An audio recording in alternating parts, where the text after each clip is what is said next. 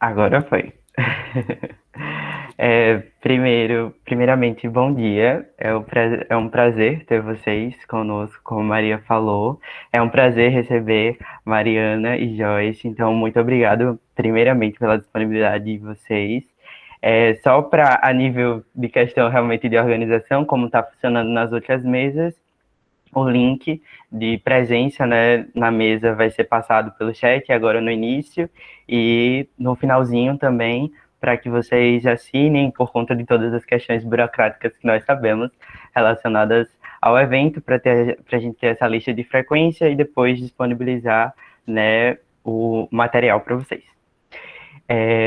Bom, a maioria que me conhece, mas meu nome é Matheus, eu sou estudante do sexto período de licenciatura e estou num quarto, aqui atrás dá para ver um pedacinho da cabeceira marrom, o fundo, a parede é branca, estou usando uma blusa azul, é um azul que a gente popularmente diz que é o azul caneta Bic, né, porque ele é bem forte, assim. Sou um homem de 21 anos, mas com carinha de 16, tem algumas espinhas aqui meio que espalhadas no rosto, estou de óculos, cabelo castanho e tenho uma pele clara, E, bom, a mesa ela é intitulada Saúde, Educação e Pandemia, e as convidadas é a professora Joyce Barbosa e a Mariana Camarote. E peço licença a vocês que eu vou ler um pouquinho sobre a bio delas, tá? Então, vamos lá.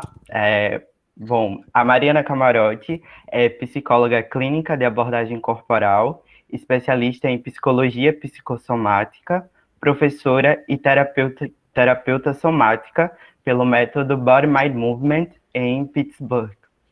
É especializada em desenvolvimento psicomotor da criança no ambiente familiar pelo método Body Mind Movement. Ela atua como psicoterapeuta de crianças, famílias e adultos e facilitadora de grupos terapêuticos e de educação somática.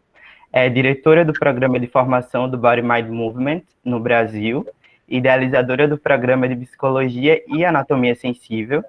Inclusive, o seu nome e o seu maravilhoso trabalho, eles são bastante comentados e mencionados no projeto de pesquisa que eu integro, que tem com coordenação a professora Joana Pinto. Então, muito obrigado novamente pela presença, Mariana. Obrigada. E, e a professora Joyce Barbosa, é artista, filha de Sebastião de Ingá, Paraíba, e Ângela, do Rio de Janeiro. Brincou bastante na escola e foi ginasta por muitos anos, mas resolveu fazer dança porque podia coreografar. Graduou-se, fez 2 especializações e um mestrado num curso que nunca gostou. E, enfim, resolveu estudar dança com afeto e para a vida. Foi para Salvador, depois para São Paulo, depois para a Alemanha e Bélgica e voltou. Dançou muito nessas cidades, fez laços e hoje está aqui na Universidade Federal de Alagoas, acreditando que a bondade é um conhecimento e que vale a pena. Muito obrigado, Joyce, pela presença. Bom, a gente está disponibilizando para cada uma das convidadas e dos convidados de 15 a 20 minutos. E aí, ou eu abro o áudio e intercepto vocês com alguma questão de tempo, ou também posso enviar a mensagem pelo chat, ou então eu levanto a mão, mas se passar desse horário, eu entro em contato com vocês, mas fiquem à vontade. Muito feliz e, como eu falei, né, a mesa redonda traz esse tema, saúde, educação e pandemia, e deixo aqui talvez algumas provocações que podem nortear esse diálogo, né, esse momento, né, como foi esse impacto, né, dessa crise sanitária nessas duas áreas de saúde e educação, e isso também de uma maneira particular no fazer profissional de vocês, mas também na vida pessoal, e qual a importância do cuidado do cuidado, eu falo do cuidado afeto para a saúde, para a educação, e esse cuidado consigo e esse cuidado com o outro, já que nós estamos vivendo nessa relação, né, que as tecnologias trazem, né, que é o fato de quem está por trás da tela e quem está à frente da tela, e existem várias pessoas aqui, nessa tela, e existe eu, o Matheus, existe a Mariana e existe a Joyce. Então, qual é a importância do cuidado? Eu, como Joyce é da casa, eu vou passar primeiro a palavra para a Mariana, e aí, ou vocês vão negociando também, mas estamos aqui super abertos e super felizes com a presença de vocês. Obrigada, Matheus. Obrigada pelo convite. Obrigada, Joyce, pela conversa que a gente ainda não teve, mas eu estou animada pelo seu currículo. Gostei muito do jeito como você contou a sua trajetória. Bom, eu acho que eu vou fazer uma fala mais da minha experiência mesmo, né? Pensei em não fazer algo muito teórico, mas contar para vocês um pouquinho de como o Matheus falou, eu sou diretora do programa de Body Mind Movement, né, que é uma formação em educação somática, então contar um pouco como que a pandemia nos afetou, né, e como que a gente, através da tecnologia, foi encontrando soluções e fomos nos cuidando, fomos mantendo uma comunidade que inicialmente foi uma comunidade de suporte, depois a nossa comunidade de ensino mesmo, que foi se oficializando por aí. Então, acho que só para começar, o que eu fico pensando assim é que a pandemia, ela nos coloca dentro das nossas casas, né? Ela faz um corte nas nossas interações sociais, então, no nosso ir e vir, no nosso movimento com o espaço e com as pessoas. Isso faz com que a gente se veja limitado dentro de um espaço domiciliar e tendo que resolver questões que antes talvez estivessem mais diluídas ou menos próximas. Então, a gente tem que cuidar da nossa intimidade, da família, da saúde, da rotina, de um jeito muito mais... isso fica muito mais em foco do que quando a nossa vida era antes da pandemia. Acho que dentro disso a gente está lidando com um perigo, né, com uma morte iminente que sempre existiu, a gente sempre, a partir do momento que a gente nasce, a gente pode morrer, mas o tema da morte fica muito presente, né, das perdas, do luto, da doença, do risco que nossas vidas correm dentro de um contexto desses. E eu acho que isso potencializa duas coisas, né? Potencializa, a gente se vê acuado, e aí isso potencializa tanto a gente encontrar recursos internos e se reorganizando e achando maneiras de viver com isso, como também isso potencializa o medo, as respostas de luta ou fuga, toda uma ativação do nosso sistema nervoso diante do perigo, que vai fazendo com que as pessoas adoeçam ou agravem situações de saúde que já estavam presentes, né, mas que vão ficando mais evidentes nesse momento. Então, eu acho que diante desse contexto em que a gente se vê, quando a gente se depara com a internet se torna um recurso, né? Um recurso para a gente manter a internet ou a tecnologia, né? Um recurso para a gente se manter em relação, para a gente se manter em conexão com as pessoas, um recurso para muitas pessoas continuarem trabalhando, continuarem sustentando as suas práticas. Então, a internet ela vira um meio muito mais presente, muito mais urgente do que era antigamente, né? Acho que ela vai se universalizando, assim. Dentro do Body Mind Movement, a gente estava num movimento de muita expansão, então a escola, ela tem uma filial aqui em São Paulo, que é a primeira escola que a gente abriu, ela tem uma escola no Rio de Janeiro e uma escola em Recife. Então, a gente estava num movimento de crescimento, de expandir a nossa comunidade, né? de criar uma comunidade ampla muito baseada em cima desses processos somáticos, da gente estar em imersão, da gente estar se descobrindo, da gente estar em contato com o corpo através do toque, através do movimento, através das interações. Então, a gente tinha essa expansão, e quando chegou a pandemia, inicialmente eu me vi congelada, assim, né? Eu falei, putz, eu não sei fazer live, eu não gosto de gravar, eu não vou me render a essas coisas, eu não sei como é que eu vou tocar meu negócio. Eu fiquei muito nos meus medos, né, pessoais, assim, nas minhas limitações. E aí eu comecei a pensar um pouco e falei, bom, se eu tô assim, meus alunos devem estar assim, né? Todo mundo deve estar com medo e todo mundo deve estar também precisando de espaços de conexão.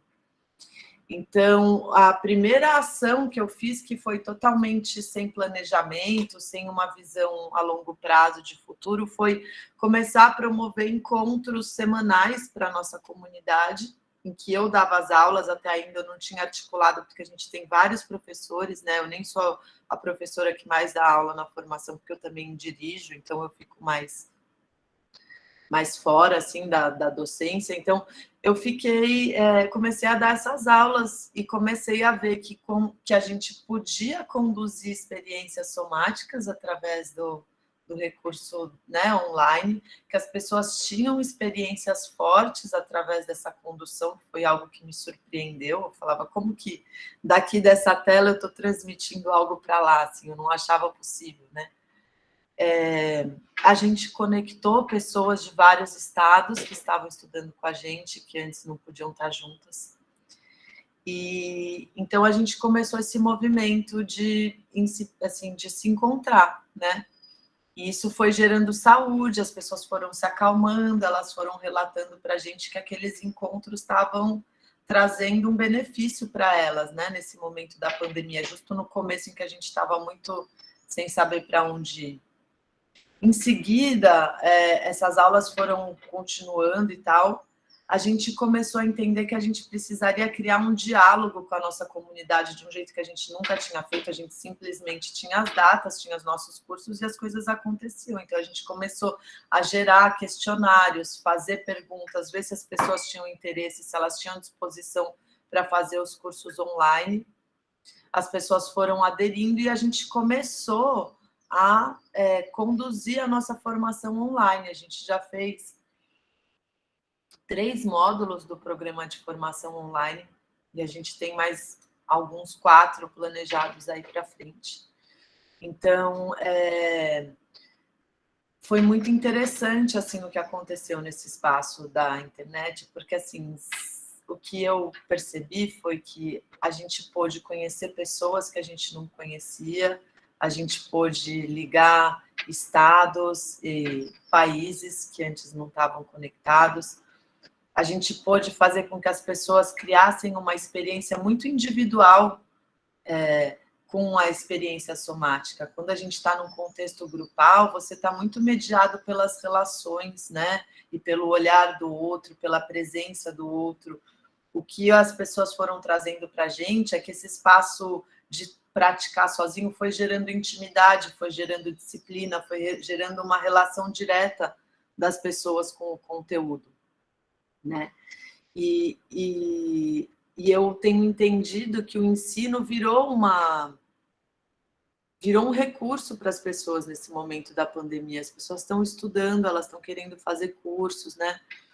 Então, a gente se assustou, se surpreendeu com a potência disso. Eu acho que, de um lado, tem um perigo, que é a gente perder o contato físico, né, dentro de um campo em que a experiência e a experiência relacional é tão importante. Então, a gente perde o toque, a gente não tem as interações sociais. Então, uma série de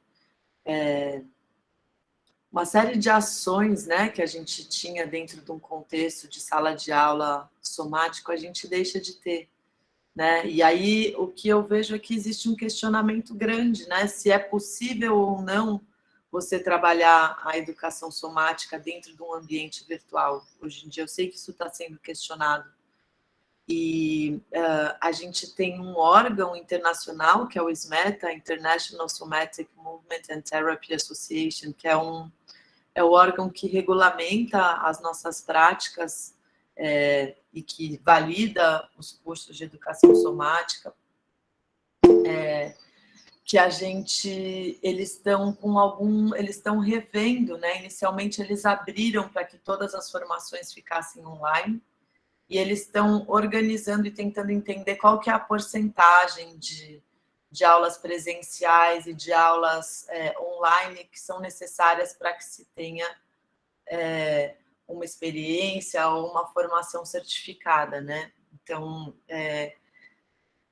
acho que a experiência do BMM com a internet tem sido muito positiva, né? E, ao mesmo tempo, muito cansativa também, porque a gente fica horas na tela, a gente tem um trabalho que é um trabalho que mobiliza emocionalmente muito as pessoas, e a gente não tem como olhar essas pessoas, então a gente criou todo um sistema de apoio, porque antes a gente tinha, na nossa formação, a gente tem os professores e a gente tem os assistentes, então os assistentes, eles cuidavam das pessoas quando elas entravam em processos mais intensos, emocionais, né? Que acontecem muito dentro das nossas aulas. Então, de repente, a gente teve que criar pequenas famílias com esses assistentes. Então, cada grupo de 5 pessoas tem um assistente responsável. Eles têm um grupo de WhatsApp durante os nossos cursos, em que eles vão conversando entre eles e vão contando se eles estão bem, se eles não estão bem. Eles vão tendo reuniões eventuais com esses assistentes para que esse espaço de cuidado se dê, né? Que isso aconteça.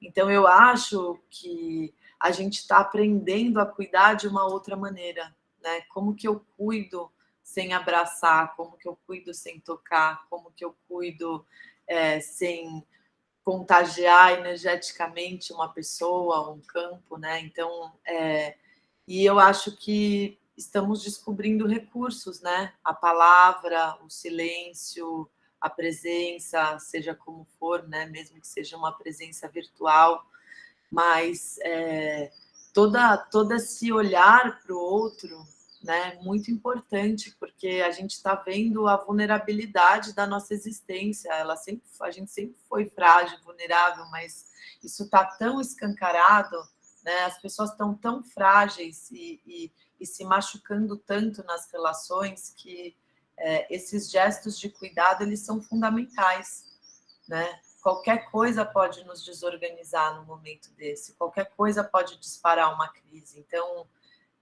essa rede de apoio, e eu acho que esse voltar para o corpo que a educação somática permite, está sendo um recurso e está sendo... acho que salvação é uma palavra muito forte, mas está sendo uma grande oportunidade para muita gente.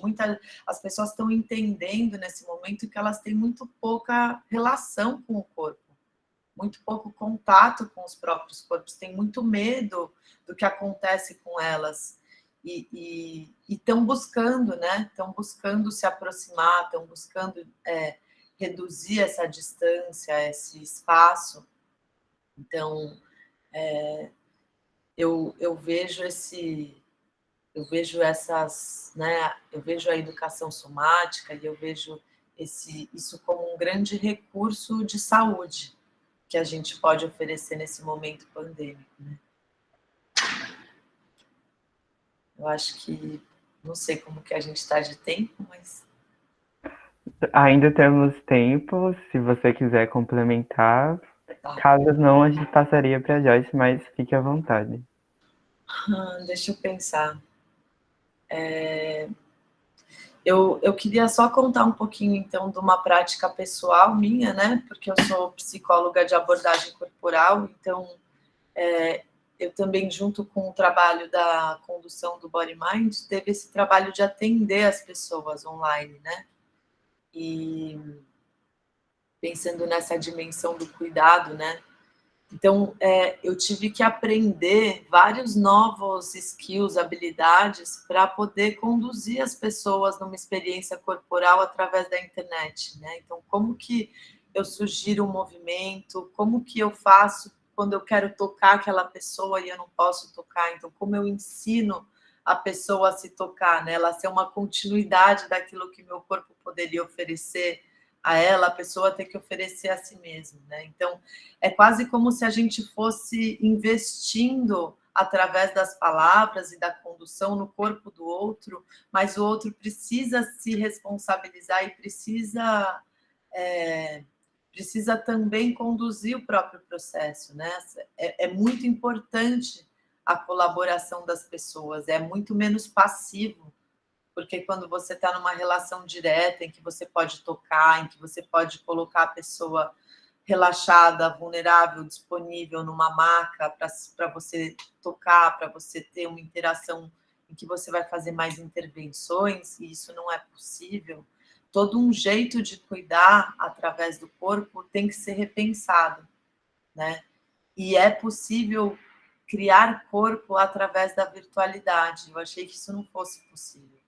E eu fui vendo como é possível e como esse recurso foi organizador para as pessoas que eu atendia, que estavam em situação de adoecimento, de depressão, de crise, né? Enquanto a gente foi criando uma base de apoio em cima do próprio corpo, para que as pessoas pudessem ter condições de lidar com a ansiedade, de lidar com o medo, de lidar com as restrições de afetos, de ter que lidar com isso que a gente está lidando com o desconhecido o tempo inteiro, né? A gente não sabe o que vai acontecer com a gente não sabe se a pandemia termina, se a pandemia vai e volta, se a gente vai ficar livre nos espaços, o que está acontecendo com os nossos recursos, a gente não sabe. Isso está se refletindo nas interações, nas relações, as pessoas estão tendo muita dificuldade de se conectar, de estar juntas, de criar intimidade, de confiar umas nas outras, né? Então, eu acho que poder gerar espaço de confiança, poder gerar espaços de segurança, poder gerar espaços em que as pessoas possam, aos poucos, desarmar suas respostas de luta ou fuga, de estresse, né? E entender que existe a possibilidade de também se recursar e ficar bem, mesmo num contexto terrível, né? É possível criar espaços de bem-estar e não está errado isso. Não é ir contra o que está acontecendo aí fora, porque parece, até dentro de um contexto político que a gente está, né, que é tão terrível, me parece que ter um bem-estar, ou estar bem, ou sentir prazer é quase proibido, né? Com tanta gente morrendo, com tanta gente adoecendo, como eu posso estar bem? Como eu posso passar horas me movendo? Como eu posso me dar o luxo de sentir determinadas coisas? E eu acho que tem algo político também em poder se apropriar do próprio corpo, em poder achar um espaço de potência em si. Porque a gente não vai lutar e a gente não vai reagir se a gente não tiver segurança, se a gente não tiver o mínimo de conforto dentro da nossa pele para a gente poder acessar a nossa potência e, inclusive, brigar, seja lá por o que for, né?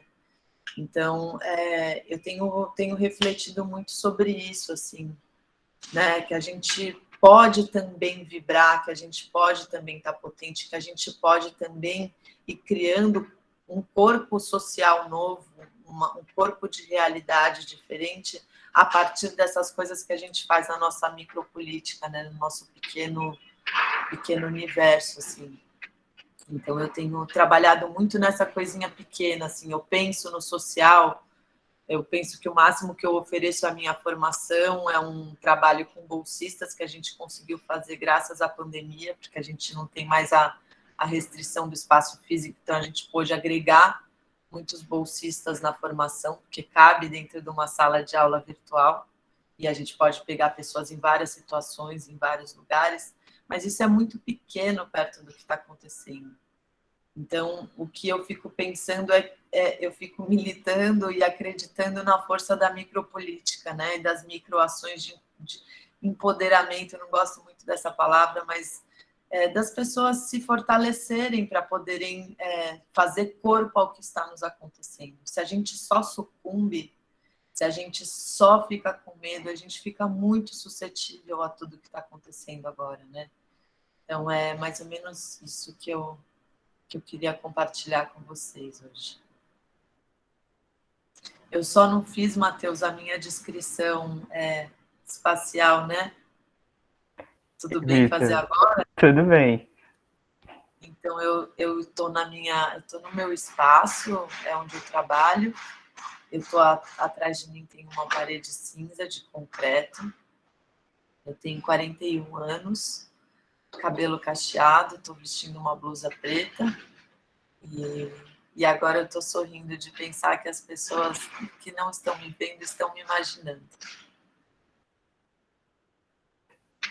Sim, e que importante, né? Escutar sobre essas ações micropolíticas, né? Acho que a nossa cabeça está borbulhando e imaginando quem não está lhe vendo como você é nesse momento, porque a gente só vê o quadradinho, né? Inclusive, só para orientar também, é interessante fixar a imagem, né, de quem está falando. No caso, antecedente foi Mariana, mas agora é Joyce, então se vocês puderem fixar a imagem de Joyce também, acho que seja legal, tá? Joyce, o espaço é todo seu. Olá, bom dia a todas e todos. Mariana, muito bonito tudo que você falou, de uma beleza ímpar que cola com o que eu vou falar, assim. Bem, eu sou uma mulher de 37 anos, cabelos vermelhos, a pele branca, eu estou usando um óculos de armação clara, cinza, com os traços pretos, eu estou usando uma blusa de alça preta, com um casaco preto. Eu tenho muitas sardas no rosto, estou com as unhas pintadas de vermelho, atrás de mim tem vários livros, tem um quadro de um filme, tem um quadro da Pina Bausch, que é uma bailarina, tem uma máquina de escrever e uma máquina de costura, é um quadro que eu pintei, algumas roupas penduradas numa arara, o fundo é branco, tem umas luzes de Natal e tem uma planta pendurada na janela. Minha jiboia Clara, é o nome dela.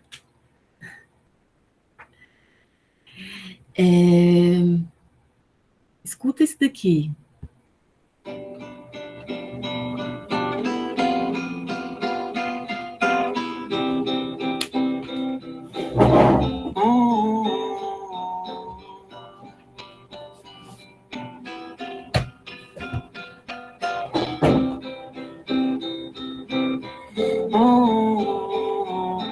É sempre bom lembrar que um copo vazio está cheio de ar. É sempre bom lembrar que o ar sombrio de um rosto está cheio de um ar vazio, vazio daquilo que no ar do copo ocupa um lugar. É sempre bom lembrar, guardar de cor, que o ar vazio de um rosto sombrio está cheio de dor. É sempre bom lembrar que um copo vazio está cheio de ar.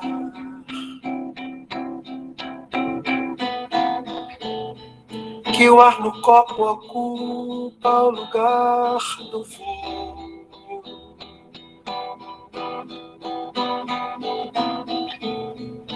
Que o vinho busca ocupar o lugar da dor. Que que a dor ocupa metade da verdade, a verdadeira natureza interior. Uma metade cheia, uma metade vazia, uma metade tristeza, uma metade alegria. A magia da verdade inteira, todo poderoso amor. A magia da verdade inteira, todo poderoso amor. A magia da verdade inteira, todo poderoso amor.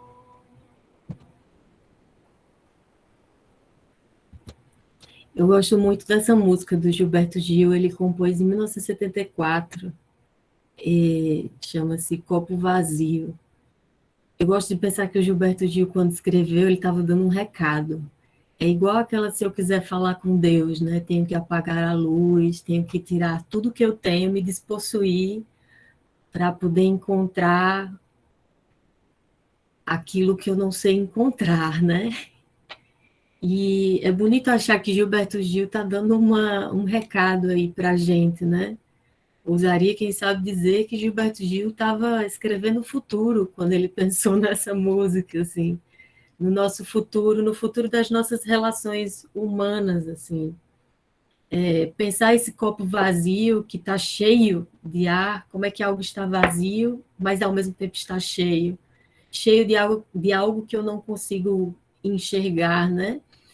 E isso me leva para um lugar que é muito do humano, que é essa ambivalência, né? Que eu acho de uma beleza, porque é isso que nós somos, é isso que nos constitui, é quase como se fosse o substrato do ser humano, assim, né? E quando a gente pensa em saúde, a gente geralmente pensa em estar bem, né? Como uma consequência de ter saúde. E estar bem pode variar para muitas pessoas. Para algumas pessoas de alguma maneira, ter o carro do ano, ter coisas, né? Mas esses daí são os ter humano, né? Não é mais o ser humano, né? Então, o que seria saúde nesse momento que a gente vive num país tão corrompido, né? Tão dolorido, tão ameaçado, tão frustrante, digamos assim. Recentemente eu assisti um jornalista falando que se você está com tesão nesse país agora, você está no país errado, porque o país, de alguma maneira, faz com que, nesse momento que a gente está vivendo, ele tire da gente essa, como Mariana falou, esse espaço de potência, esse espaço de segurança para a gente florescer, né? Eu acho que eu falei para vocês em algum momento, no passado, que de uns tempos para cá eu tenho observado muito o tempo da planta. Eu sei que parece uma loucura, mas é tão bonito observar que a minha zamioculca, ela cresce num ritmo que foge do meu relógio, das minhas exigências, assim. E essa relação tempo-espacial tem um profundo link, um profundo laço com essa compreensão que a gente tem de saúde, né? Mas me parece que agora, nesse momento, essa saúde não está mais no campo do individual, está no campo do coletivo. Eu preciso usar um aparato no meu rosto para me proteger, mas também para proteger o outro, né? E aí isso me levou para um cara que eu tinha lido muitos anos atrás, na época do mestrado em dança, que é o Ilya Prigogine, que ele era um químico, né, russo. Eu acho que ele chegou a morar na Bélgica, se eu não me engano. Ele escreveu um livro chamado O Fim das Certezas, que a ciência agora, a única certeza da ciência era o fim de todas as certezas, né? E o Prigogine, ele vai falando que uma ciência, a compreensão que a gente tem da ciência é que ela ative a criatividade humana, né? Como uma expressão singular do humano, né? Então, ele vai por um caminho de pensar esse fim das certezas como algo que potencializa a criatividade e os corpos, né? Eu sei que parece talvez um pouco distante do que a gente está aqui tratando nesse contexto, mas ao mesmo tempo eu penso que não, né? Porque somos corpos no mundo, estamos lidando uns com os outros, mas me parece que a gente está alterando as nossas habilidades, né? É um pouco do que a gente conversou antes de ontem na conversa com... Conversou na conversa, foi dose, né? Mas assim, o que a gente conversou lá com o Alexandre e com a Helena, segunda-feira, né? De que como é que eu tenho potencializado isso tudo, todo esse design, né? Posso tanto, é tão potente, mas se a gente começa a fazer com que esse design interaja com o outro, que não potencializa, como fazer isso? Como produzir essa força vital, essa explosão, né? Essa instabilidade que o Prigogine fala como algo bacana, né? Algo que vai fazer a gente florescer, né? Se a gente só está agarrado no celular, o máximo que a gente potencializa na mão da gente é deslizar e clicar. No computador também, a habilidade de mexer com os dedos, né? Mas a partir do momento que a sua mão ela tem que segurar uma caneca, abrir um livro, né? Coordenação motora fina, pegar num lápis para escrever, abrir uma garrafa, né? Você está tornando inteligente esse seu design, né? Tá arrojando ele assim. E o Prigogine, lá no Fim das Certezas, se eu não me engano, na página 74, ele vai falando que a gente não pode negar a complexidade, que a ciência chegou nesse lugar de algo estanque, porque a gente foi negando a complexidade, que não podemos negar a complexidade. E aceitar a complexidade vai fazer com que a gente, nas nossas relações, trate de algo que é muito, muito importante, que é a ideia da compreensão e da modificação. Me parece que quando a gente fala de saúde, o aspecto compreensão está bem distante. E por que eu estou falando isso? Porque na outra esfera desse encontro nosso, a gente tem a ideia de pandemia, né? E achei interessante que a Helena falou na segunda de que a pandemia não é pandemia, é uma crise sanitária, porque a pandemia é para todo mundo, né? Enquanto que a gente sabe que nós vivemos num país muito desigual, né? Então, vivemos uma crise sanitária no Brasil, né? E como que a gente faz enquanto educador no meio de duas palavras como saúde e pandemia? Porque na educação eu tenho a docência, eu tenho a discência, eu tenho um mundo, né? De uns tempos para cá, eu acredito que eu tenha mais criado perguntas na minha vida, e os estudantes aqui sabem, né? Perguntas para vocês também. Todo dia uma pergunta diferente chega no e-mail. Cheguei até a receber um e-mail dizendo assim, por que a senhora pergunta tanto? Acho bonitinho. Porque eu acho que é um momento de muitas perguntas, né? As respostas estão fracas, né? As perguntas são múltiplas e elas precisam ser feitas, né? E as perguntas, elas são concernentes a os laços que a gente vai fazendo na vida, né? No trabalho, os amores, os afetos. E essa saúde, essa educação, essa pandemia, essa tríade, ela se dá nesse corpo que não come ou que come, nesse corpo que está com sono, que dormiu, nesse corpo que vive, que se alimenta, né? Nesse copo vazio que está cheio de ar, né? Então, como é que a gente faz para... Olha aí, outra pergunta. Para sair desse lugar, se é que a gente precisa sair desse lugar, né? Como é que a gente constrói meio que essa frase que a Mariana falou, esses espaços de bem-estar, né? Eu imagino que seja criando outras formas de estar no mundo, outras formas de se conectar, né? Criar outras presenças, no sentido de por que você tem uma rede social? Por que você tem um celular? Por que chega uma mensagem e você tem que responder? Eu estou falando isso, mas significa que eu tenho a resposta para isso, não. Eu estou suscitando essas questões para que se pense: ah, professor, eu tenho a minha rede social porque é meu trabalho. Será? Será que toda mensagem ela é urgente? A gente foi perdendo a medida do tempo e do espaço e foi perdendo esse bem-estar que a Mariana falou, justamente porque a gente foi borrando o limite, a fronteira entre o que é bom, ruim, especial, não especial, qualquer coisa do tipo. E nesse borrar de fronteiras, a gente foi perdendo o olhar para a gente. E a gente foi adoecendo. Não é à toa que cresceu, acho que 10 anos para cá, o índice de suicídios entre crianças de 9 a 11 anos, 40%.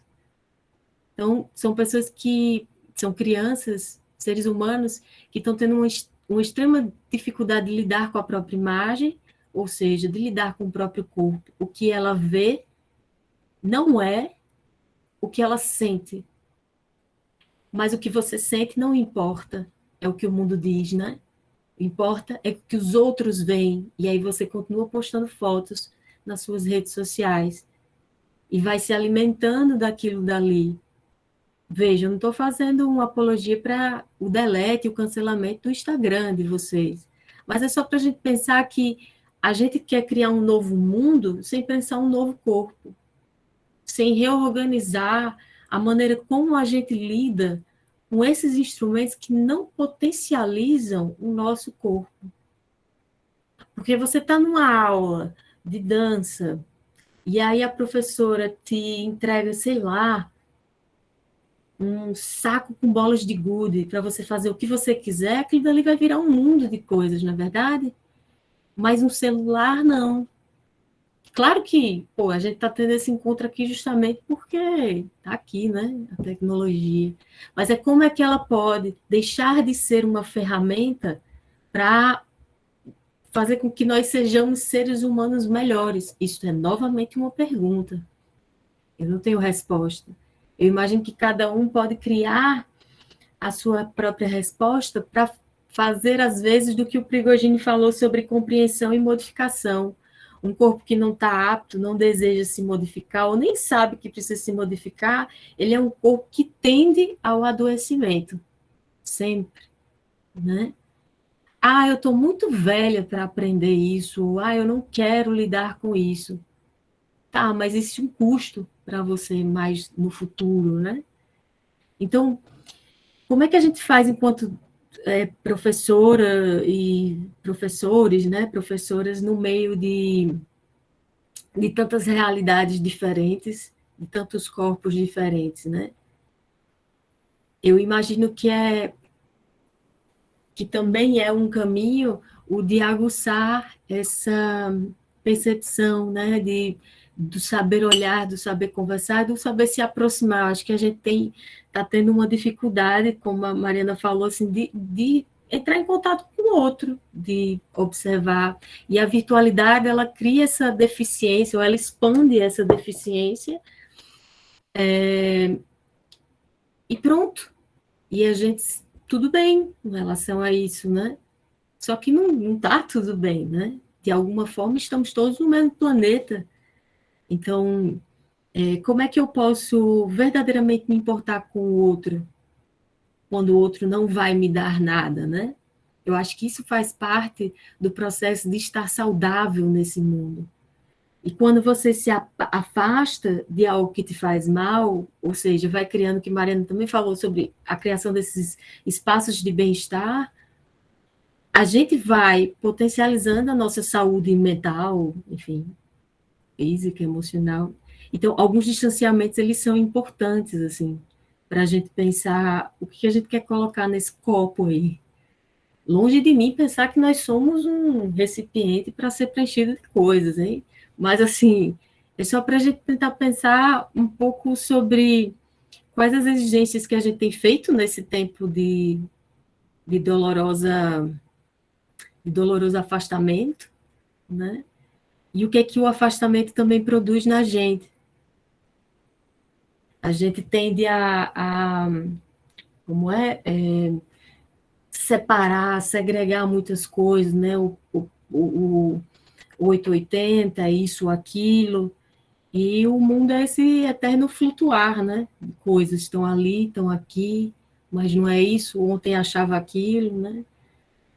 O que eu proponho para vocês, assim, é fazer essa investigação sobre o que é urgente na vida de vocês agora e o que não é, mas você coloca como se fosse.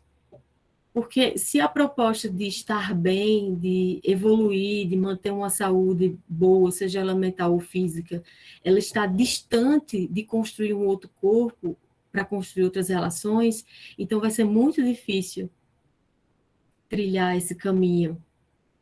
Às vezes eu fico pensando, nossa, isso pode ser muito duro de ser dito, mas eu acho que é justamente duro porque a gente não fala, não fala da importância disso, né?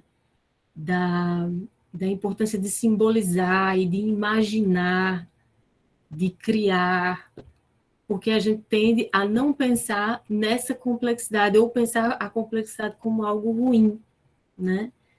Então, você não vai ser saudável no meio do caos se você ignorar o caos, né? É tanto que o livro do Prigogine é o fim das certezas, tempo, caos e as leis da natureza. Então, assim, do caos nasce coisas belíssimas, na verdade. Então, eu tendo a acreditar que nesse momento de caos a gente pode se propor verdadeiramente a construir, costurar uma outra forma um outro corpo e uma outra forma de lidar com o mundo. Eu acho que é isso. O Matheus não levantou a mão, não falou nada no chat. E Ainda tem um tempinho. ainda tem um tempinho, mas eu acho que eu vou ouvir vocês, ouvir Mariana, e, né? A gente a gente vai. Caso a Mariana queira falar algo, fique à vontade. E só para avisar que após a fala da Mariana, a gente vai abrir já para as rodadas de perguntas. Então, se vocês já quiserem levantar as mãos de vocês, né? Porque a ideia é que vocês abram a câmera, o microfone, façam a pergunta. Claro que se quiserem fazer pelo chat, fiquem à vontade, mas de preferência, façam essas perguntas, né, ligando a câmera e o microfone. Então, já podem levantar a mão. Mariana, espaço é seu.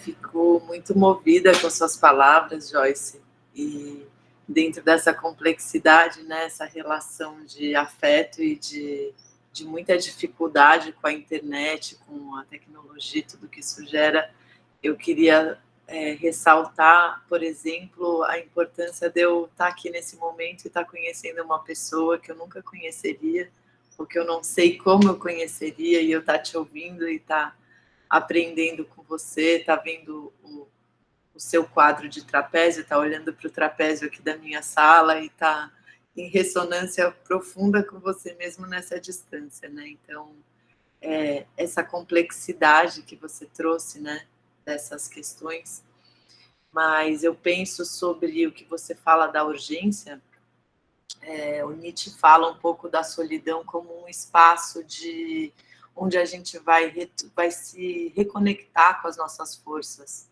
né? Onde a gente vai voltar a ser uma zona de indefinição, no sentido de que com menos marcas, e que a solidão ela é diferente do estar abandonado, do estar largado, né?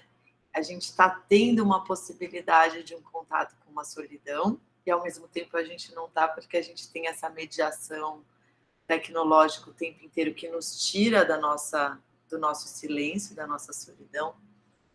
E o quanto, quando a gente pode realmente estar sozinho, a gente tem a possibilidade de lentificar as nossas respostas em relação às demandas que vêm de fora, né?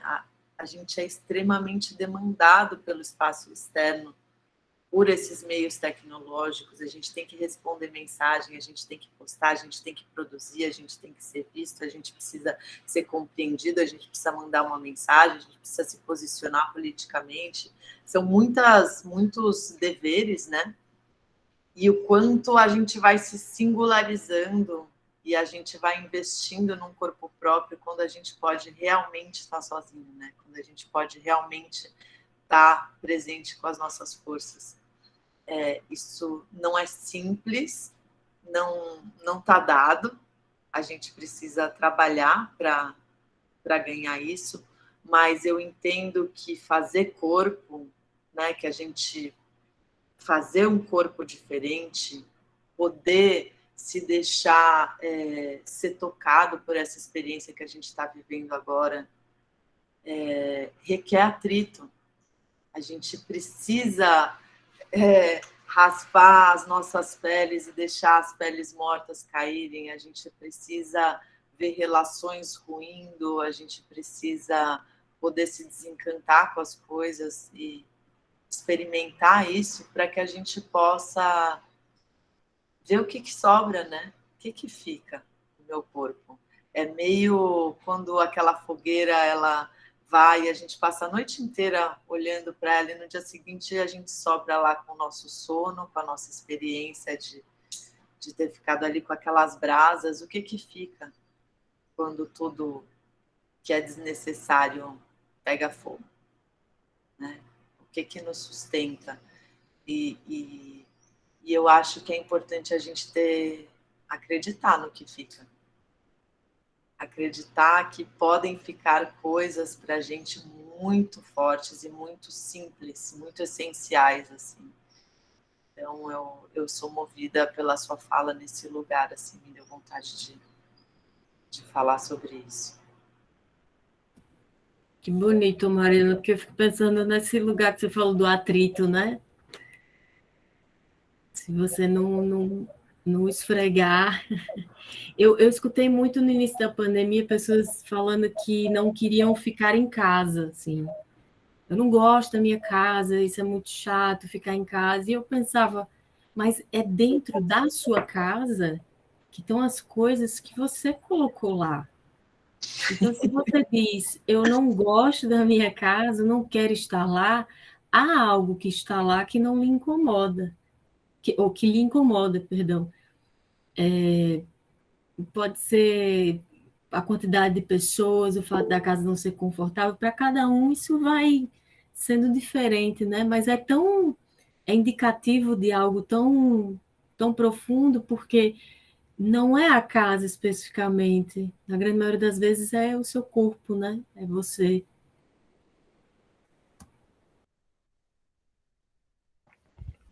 Bom, temos a pergunta da Isabelle.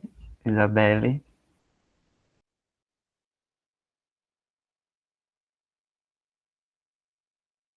seu microfone está fechado. Sabe o que é? Eu desligo a mãozinha, aí eu acho que eu desliguei o microfone, entendeu? Cringe, né? Que a gente estava falando. Então, Mariana e Joyce, muito bom ouvi-las, né? Até porque eu gosto muito das áreas, né? Que vocês atuam, essa área é muito bacana. E quando o Joyce começou a falar, era exatamente isso que eu ia dizer. Eu acho que o corpo da gente ele tem uma representação muito da casa interna, né? Assim, o seu corpo é a sua casa interna. Então, eu acho que a gente vive já há muito tempo uma crise mesmo desse estar dentro, né? Então, se você não consegue estar dentro da sua casa interna, você não vai ficar confortável em lugar nenhum, porque o primeiro lugar de conforto é com a gente mesmo.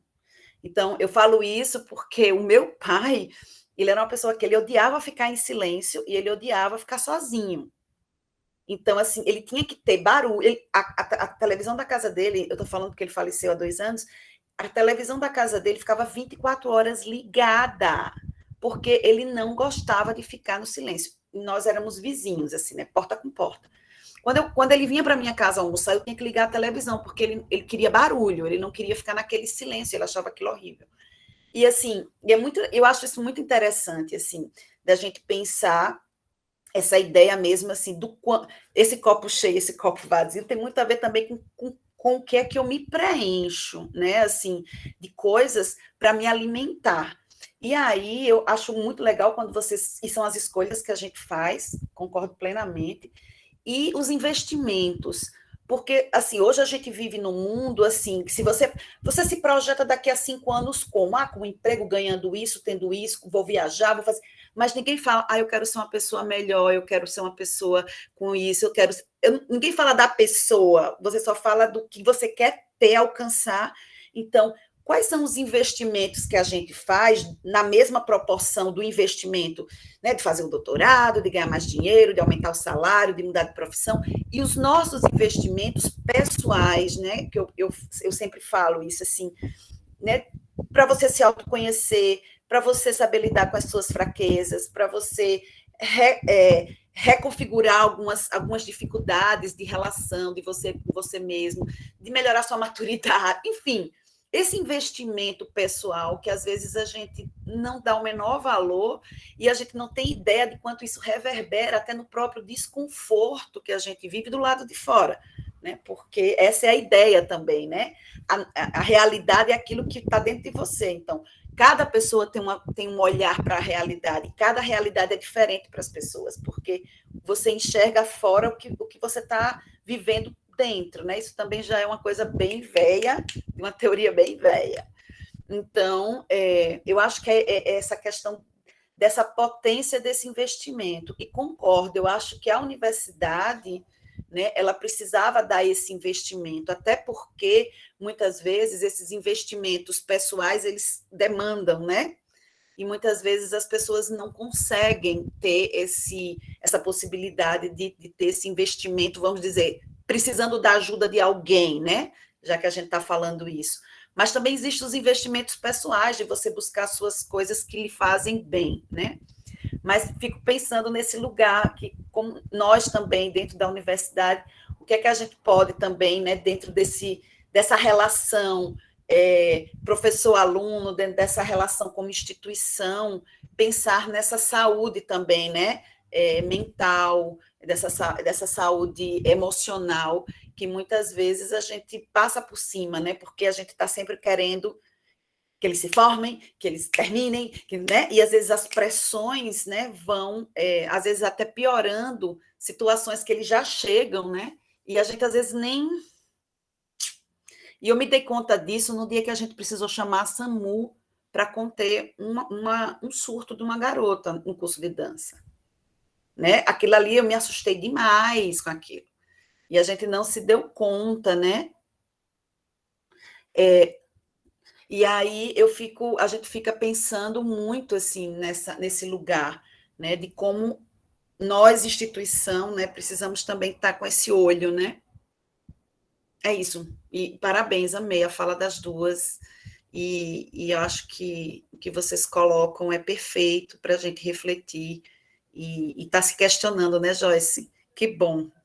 E ai de nós se não forem as perguntas, né? Que é isso que chacoalha a gente, mesmo que a gente não tenha, mas vai fazer a gente pensar. Maravilhoso.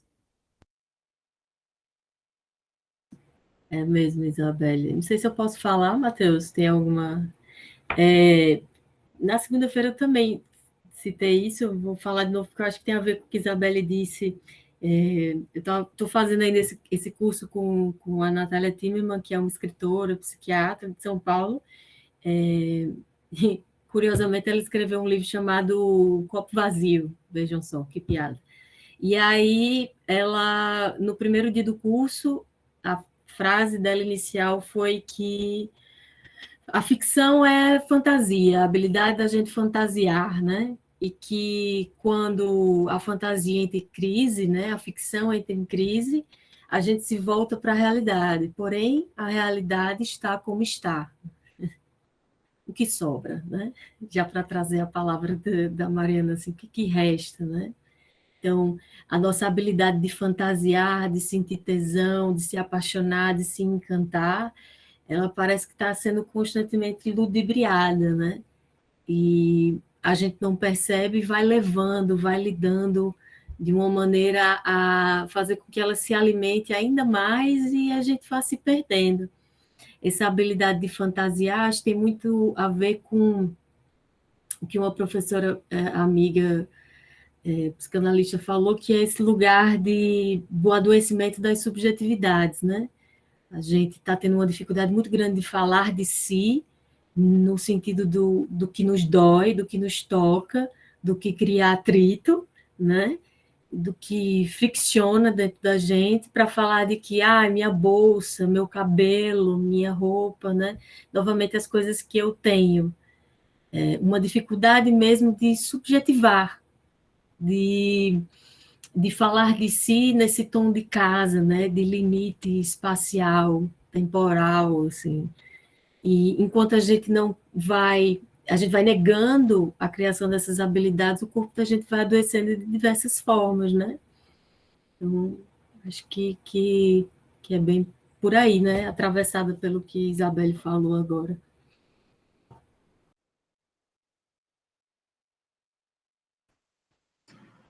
Eu fico pensando, pode falar, Matheus? Eu fico pensando o quanto tem uma prática que a gente faz muito na formação, que eu estudei também, que é o movimento autêntico. Não sei se vocês têm contato com ele aí na universidade, imagino que sim. E o movimento autêntico, ele traz para mim uma coisa muito fundamental, que é algo que acontece quando a gente é bebê, que é o investimento afetivo através do olhar, através do acompanhamento, através da testemunha, do nosso movimento, da nossa expressão. Então, todo mundo já foi bebê e parte de como a gente se vinculou com os nossos cuidadores, com os nossos pais, parte de como a gente criou modelos de vínculo, o nosso estilo de apego aconteceu de acordo com essas primeiras interações.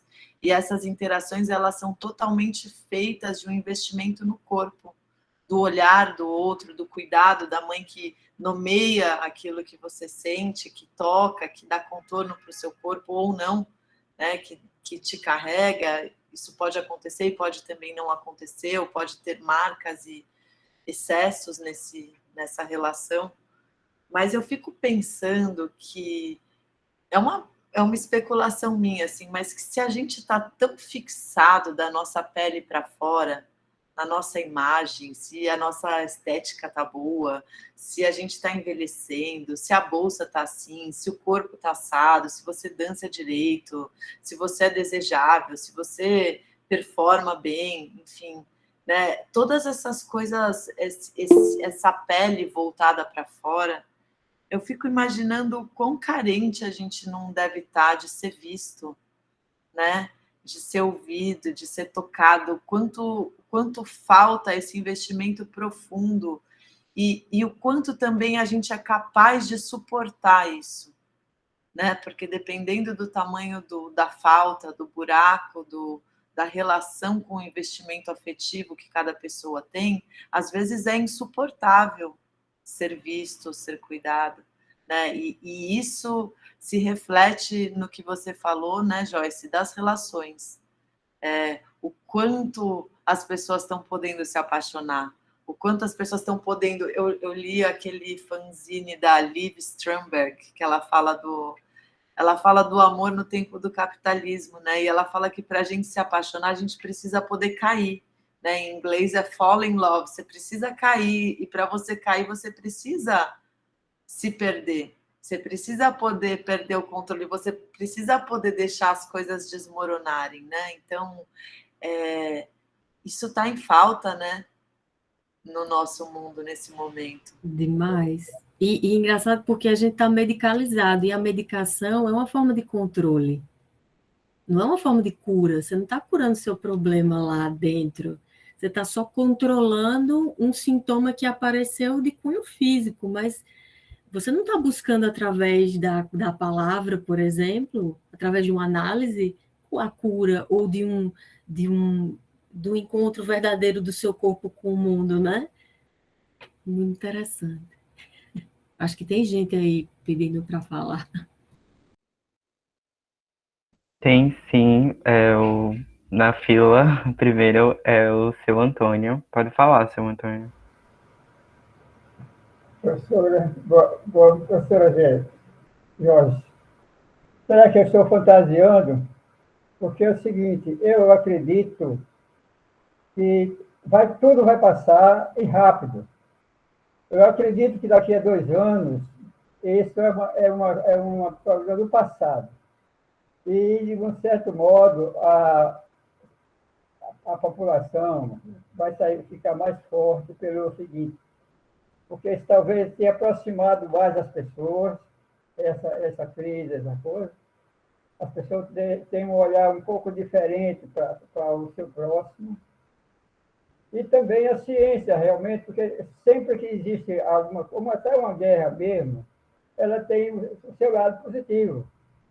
Eu acredito que a ciência mesmo está empenhada em descobrir mais medicamentos, e não só para atuar o problema da Covid, mas para outras doenças até.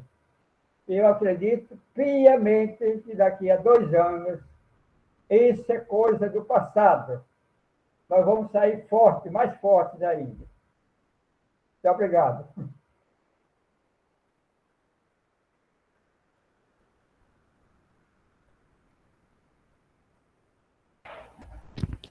Eu não sei se vocês gostariam de falar algo, Joyce, Mariana. Só ressoo aqui com ele, mas não tenho muito a dizer. Mirê, pode falar. Bom, queria agradecer a presença de vocês duas, assim, está sendo super, super bom ouvi-las, já escrevi bastante coisa, e a fala do seu Antônio, assim, me alegra por saber que ele tem esse otimismo, assim, que eu ultimamente tenho me separado desse lugar e tenho pensado em outras coisas, em outros futuros que eu tenho até um pouco de medo dos futuros que eu tenho construído na minha cabeça. Mas acho que eu vou, não sei se vai ser uma pergunta, mas eu vou falar um pouco das coisas que foram chegando aqui para mim, assim.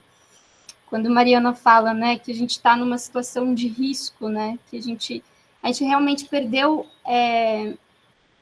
o futuro palpável, assim. Eu sinto que na minha cabeça eu não consigo vislumbrar futuros porque o presente está em ruínas. O presente está extremamente em degradação, assim, tanto em termos políticos, em termos naturais do nosso ecossistema. Então está tudo numa grande estado de desaparecimento, assim. Eu tenho uma sensação muito forte sobre essa ideia. E aí eu fico pensando, né, que a Mariana falou desse lugar que a gente se aproximou mais da morte, né, a morte está mais presente no nosso cotidiano, enfim, por questão da crise sanitária e por questão dessa perca de perspectiva no futuro, assim.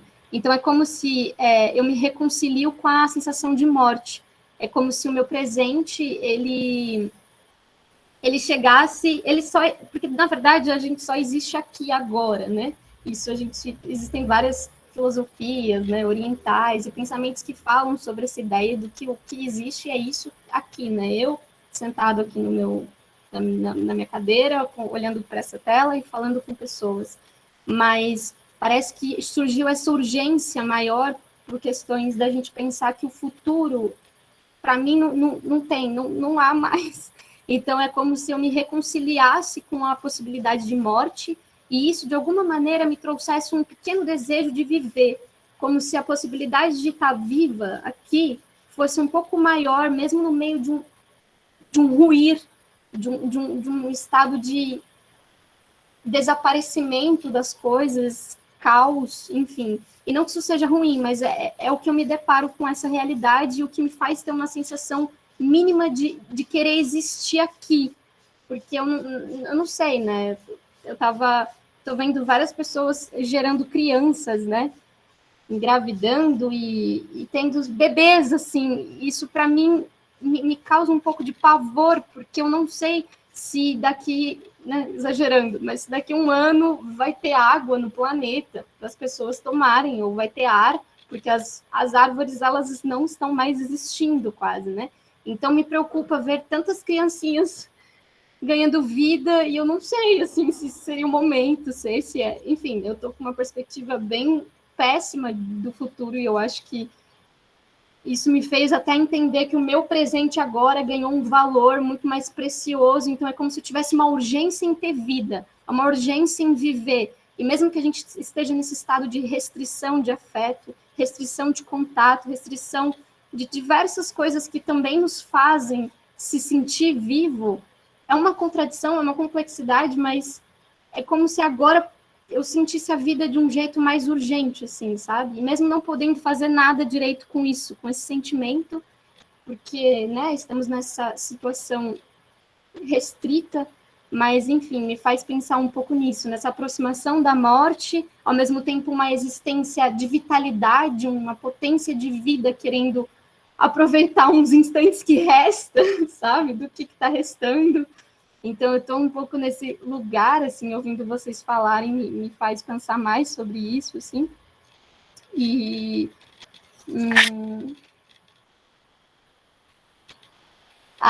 uma coisa legal que Mariana falou também, da carência de serviço.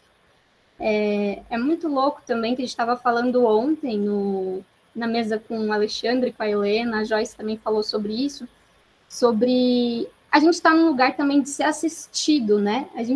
As telas, a gente sempre está se assistindo, né? A gente assiste pessoas, as pessoas nos assistem, a gente tem essa demanda de ser assistido. E será que há, então, uma diferença em ser assistido, ser visto? Como é que a gente está lidando com essa carência de me notem, me vejam, será que eu existo? A gente só existe, de repente, com a comprovação do olhar da outra pessoa sobre a gente. Então, será que a gente perdeu essa ideia de existência vista e estamos num outro campo de estar se assistindo e estar numa outra atmosfera agora? Enfim, estou tentando elaborar questões para tentar sanar um pouco algumas inquietações, assim, mas conforme for eu vou contribuindo mais, só agradecer mesmo. É isso.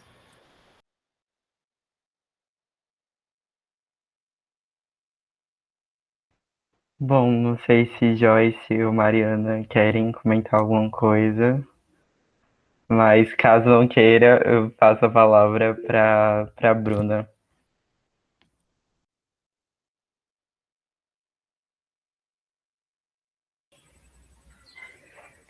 Já vou falar que eu estou tendo uma pequena crise de ansiedade aqui, porque tem professor querendo dar aula para a gente à noite. Ai, ai, que delícia, que maravilha. Gente, tá difícil, viu? Complicado. Eu tô aqui querendo focar aqui, mas tem sempre uma coisa para distrair, né, cara? Para tirar a gente do lugar, assim.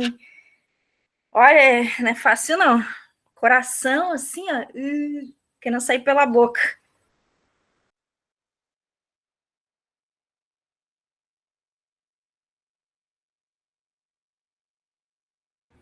Foi um desabafo, Bruna. Ok.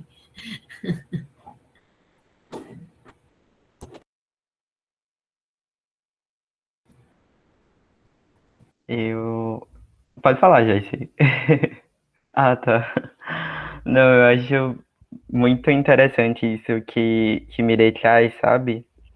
E que reflete muito sobre o que Mariana traz sobre essa autorização, né? Porque a gente sabe que é um momento extremamente doloroso, né? Mas existem pessoas que estão vivendo talvez o melhor momento da vida delas, né?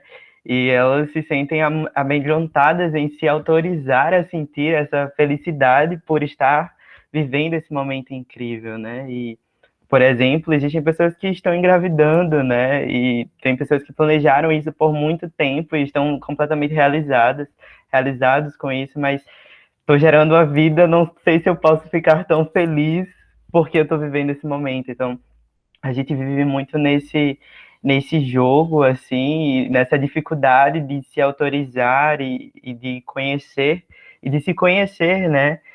Joyce também fala muito sobre isso, né? Sobre o nosso corpo e que casa com o que Mariana disse, né? De que o nosso próprio lugar, a gente tem receio, a gente tem problema. E eu não faço menção ao lugar físico, né? Esse lugar que anda por aí, que anda por todas as partes da casa e que conhece a sua história e você vai problematizando e você não vai conseguindo estar. E a Joyce fala bastante até nas aulas e é até algo que eu comecei a observar e ficar mais tranquilo, porque antes eu tinha problema com isso, né? De quando a gente fecha todos os microfones e fica um silêncio, esse silêncio para muitas pessoas é ensurdecedor, é desesperador, não, ninguém fala, não acontece nada. O que eu faço agora? E aí a gente sempre, antes, eu me sentia obrigado a ter que, né, eu preciso falar alguma coisa, porque esse silêncio não dá para mim. E eu acho que imagino que outras pessoas também vão vivenciando isso, e essas as salas virtuais fazem com que a gente viva isso também intensamente, né? E tem outras questões também, né, sobre a imagem, né? A imagem que muitas vezes eu vejo é a minha refletida no computador, mas às vezes eu não tenho nenhuma vontade de me olhar na frente do espelho, ou talvez eu simplesmente acredite muito mais na imagem que eu vejo aqui do que quem eu sou de verdade, né? E isso acontece várias vezes nas redes sociais e com muita problematização com os filtros que são utilizados no Instagram, né? Que tornam a sua pele cada vez mais jovem, né? Os seus olhos mais claros, né? Vão atenuando aquelas questões, mas aí no final, quem é você nesse meio, né? Quem é você aqui que está escutando isso tudo? Então, são várias questões que interferem diretamente na nossa saúde e na nossa educação, porque é isso que a gente leva nesse lugar universitário, né? Foi um ambiente que, como vice-representante discente, eu escutei vários relatos, várias questões, num país que, pela OMS, é dito como o primeiro país, né? É o país principal de pessoas mais ansiosas no mundo, e o quinto de pessoas com depressão. E surgiram pesquisas que Alagoas é o segundo estado de pessoas mais tristes do país, sabe? E aí eu fui vendo, a gente vai vendo esses dados e a gente vai notando isso nos detalhes, porque as coisas acontecem nos detalhes também. E aí a gente senta aqui na frente da tela do computador, na tela do seu celular, deitados, sentados, enfim, na posição que desejarem. E a gente senta e aí a gente tem que enfrentar o mundo. E enfrentar o mundo através dessa telinha, sabe? E aí vem o discurso de Isabelle, que eu acho que é importante e cada vez mais necessário, né? É entender que existem mundos, né? Eu sou um mundo da mesma forma que Mariana, Joyce, Isabelle e as outras pessoas aqui são. E se você não tiver tato, cuidado, zelo, as coisas podem ser potencializadas. Não só nesse momento. Eu acho que esse momento, como disse Joyce, expandiu, né? Expandiu a situação. Mas era de antes, só que talvez a gente nunca teve atenção a isso. A necessidade do afeto no contato. A necessidade de entender e de ser empático, de ter ações compassivas com o outro. E que, pelos relatos que eu escuto, muitas vezes a gente sente essa falta dentro da universidade, mas a gente vai aprendendo também a lidar e fazendo redes de apoios entre nós discentes também.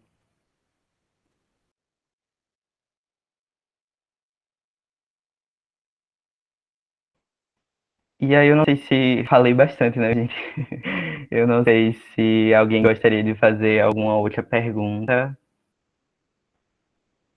Se sim, levantem as suas mãos.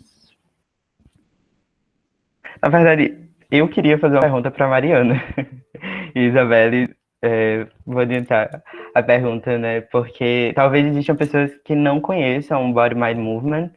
E eu queria que a Mariana falasse um pouquinho sobre o Body Mind, né? Se ela pudesse, para também ficar, né, de pesquisa futura, porque vai ser algo breve, então é um trabalho super interessante e vale a pena pesquisar posteriormente. Então, o Body Mind Movement é uma técnica que é dissidente do Body Mind Centering. Meu professor foi coordenador pedagógico da escola durante anos, e aí ele sai e monta a própria escola dele. Então, as bases de conhecimento são muito parecidas com as do Body Mind Centering. A gente estuda o corpo através de sistemas da anatomia, né? São, deixa eu ver, 12 menos 4, são 8 sistemas que a gente estuda: órgãos, músculos, fluidos, sistema endócrino, ossos, os sentidos e a percepção, a face, o músculo, né? Vários sistemas, e a gente estuda também o desenvolvimento neuromotor do bebê. Então, desde a parte embriológica, né, da gestação, da concepção, até o primeiro ano de vida, o desenvolvimento da marcha, e como esse desenvolvimento neurológico que acontece junto com o desenvolvimento motor, o quanto isso é importante para formar os nossos padrões de resposta motoras e de respostas afetivas, né? Porque a gente acredita que não existe uma separação. Eu respondo fisicamente, eu respondo com o meu corpo de acordo com como eu sinto, com como eu vivo, né? A gente é uma unidade. Então, essa técnica, a gente estuda todos esses sistemas e a gente vai ensinando os alunos a trabalhar com a reorganização, com o trabalho de mudança de padrões de movimento, padrões de uso do corpo, de percepção, né, para que a gente possa expandir o modo de estar na vida e que a gente possa viver a partir de diferentes camadas, e não só das camadas que a gente aprendeu, a gente codificou, ou a gente marcou o nosso corpo e se habituou a fazer, né? E nesse sentido, é um pouco que eu estava falando com a Joyce, né? Se reorganizar, que é um dos princípios da educação somática, né? Você aprende sobre si, você tem um aprendizado sobre si e você é autor da sua própria transformação, porque você pega essa informação que você aprende e você tem que se refazer como for possível para você, independente da mediação de alguém ou de um ideal de corpo onde você quer chegar, né? Eu me reorganizo com aquilo que faz sentido para mim. E se reorganizar dá trabalho.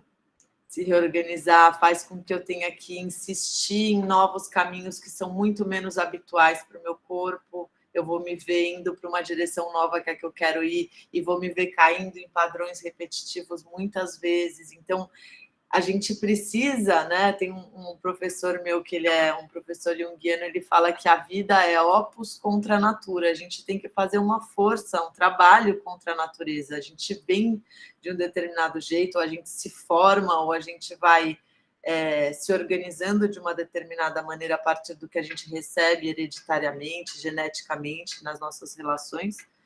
E para a gente se reorganizar, a gente precisa ter opção, e a gente precisa estar disposto a se desestabilizar um pouco, né? Para poder criar um novo solo, novas plataformas. Então, é um trabalho nesse sentido de muito profundo, porque a gente se revê muito, a gente se reorganiza muito. E ele é um trabalho que forma profissionais para trabalhar com outras pessoas no sentido do cuidado, no ensino, né? E nesse processo mais individual de reorganização, de reeducar as pessoas. Então, não sei se eu respondo, mas é uma pincelada, assim. E a gente está agora, também tem muito pouca produção científica, não existe no Brasil, dentro do Body Mind Movement. Então, a gente está com um grupinho que a gente chamou de acadêmicos do Body Mind, e que a gente está ali tentando gerar conhecimento. São pessoas que estão no mestrado, doutorado, para poder, né, ter uma certa inserção do nosso trabalho dentro do ambiente acadêmico.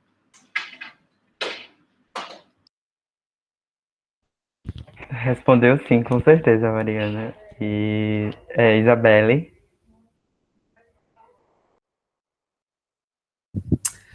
Eu nem sei. Eu tô com só o Gessé, acho que eu mudei de ideia. Não, gente, porque eu estava aqui pensando, né, vocês falando, assim, aí vai vindo umas coisas assim na cabeça da gente. Uma vez eu vi uma frase, que eu não sei se eu vi exatamente em uma rede social, ou se foi alguém que falou assim: se você não estiver na rede, você não existe. Eu achei isso, assim, tão impactante, que, assim, a gente já vive várias invisibilidades, né? A gente já sabe que a gente vive várias invisibilidades. E aí a gente ainda leva essa por cima, né? Se você não está nas redes sociais, você não existe. E isso, eu acho que já é uma forma de você, de gerar um desconforto em você, porque parece que você está na caverna, né? E os outros é que estão na... E eu conheço algumas pessoas que não têm rede social, eu conheço algumas pessoas que não entram nessa, e vivem muito bem a vida, né? Vivem muito bem a vida delas. E aí eu fiquei pensando nisso, porque é exatamente nesse ambiente, e aí vocês falando muito dessa necessidade de falar, de falar, de falar, e que a gente vê, assim, que é um grande paradoxo, ao mesmo tempo que eu tenho uma rede social que me dá liberdade para falar, as pessoas estão podendo falar menos, cada vez menos.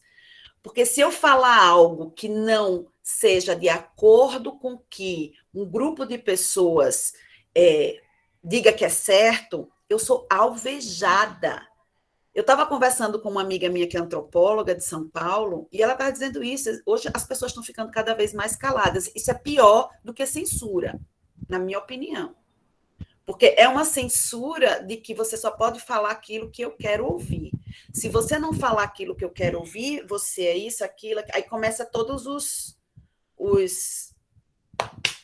né, todos os nomes que você queira levar.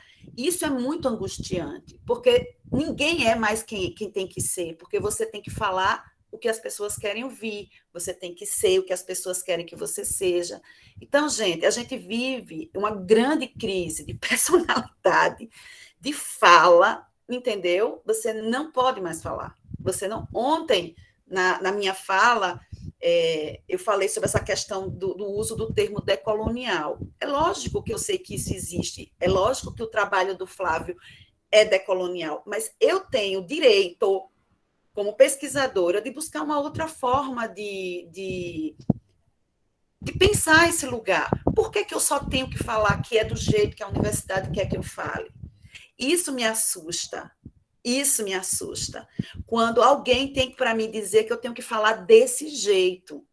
Eu falo do jeito, logicamente, não desrespeitando, não, né? Mas assim, eu não tenho, as pessoas não têm que dizer que eu tenho que falar só desse jeito.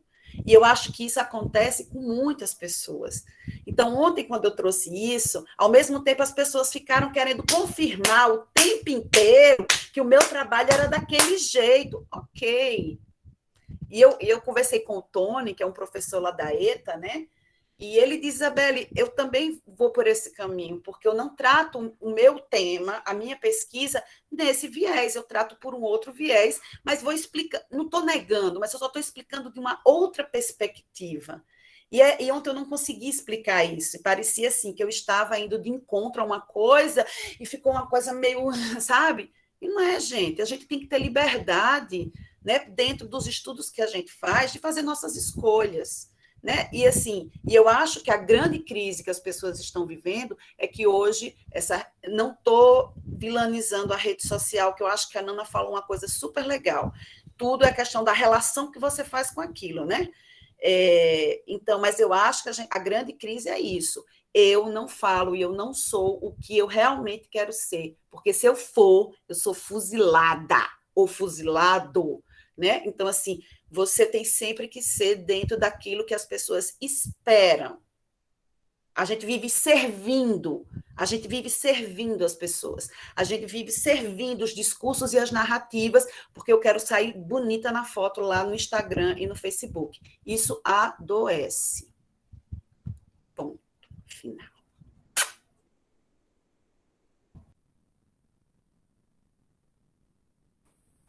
Joyce, Mari, querem comentar algo? Bom, eu. Pode falar, Joyce. Eu vi que o senhor Antônio ele levantou a mão, mas eu não sei se ele ainda quer falar. E Noemi também, depois dele, mas eu não sei se ele ainda quer. Eu gostaria só de agradecer a fala da professora Isabelle, porque é isso exatamente o que está ocorrendo. Eu acho até interessante hoje alguém, quando faz uma plateia, aí diz, senhores e senhoras, eles e elas. E eu, como eu nasci, tem pelo menos 3 gerações na minha frente. Então, no dia 1º de maio, o presidente da República sempre mandava uma mensagem de brasileiros, e ele não estava excluindo as mulheres. Naquele tempo não excluía as mulheres. E hoje a gente vê qualquer coisa que você pode dizer que você está homofóbico. Eu acho que a professora, gostei da palavra da senhora, professora, disse tudo. Muito obrigado.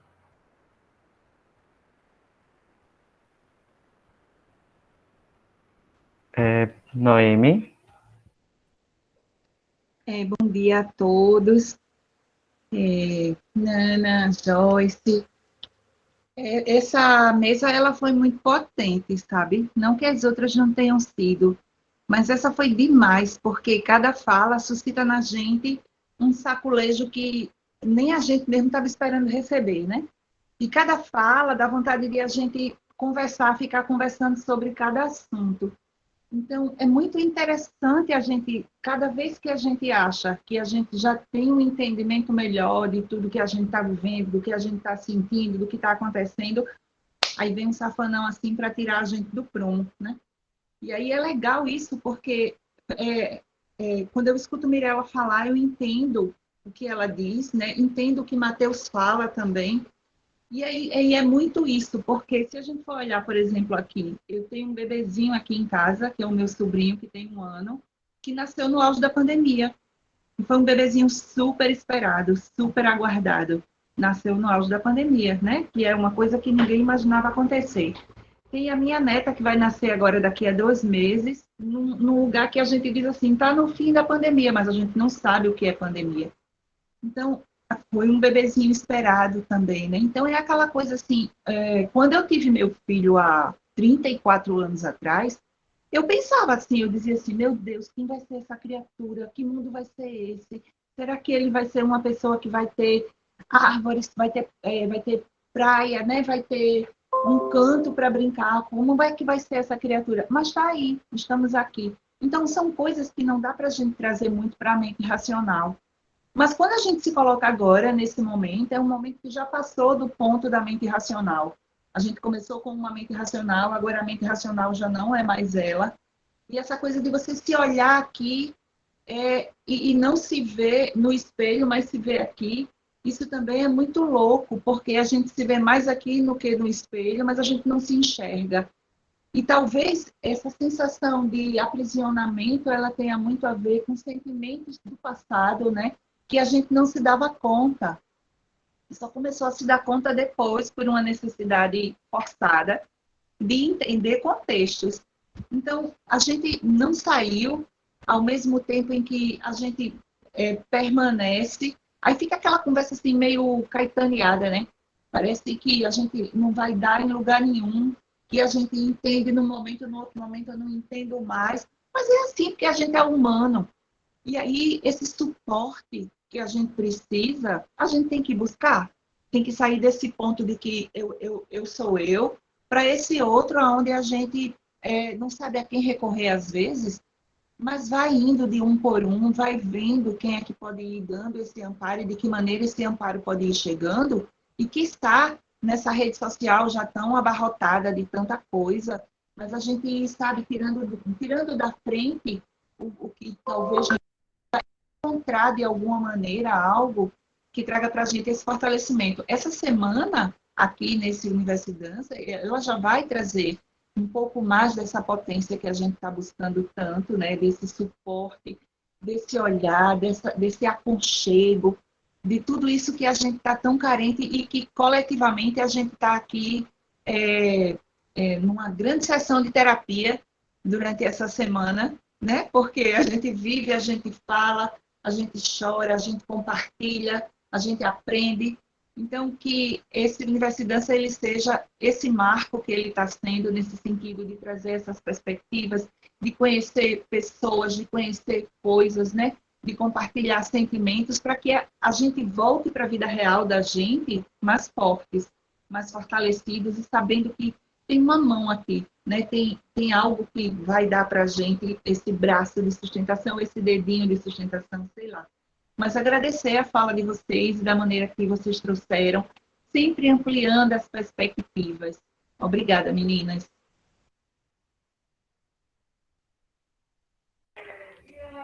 Cibele.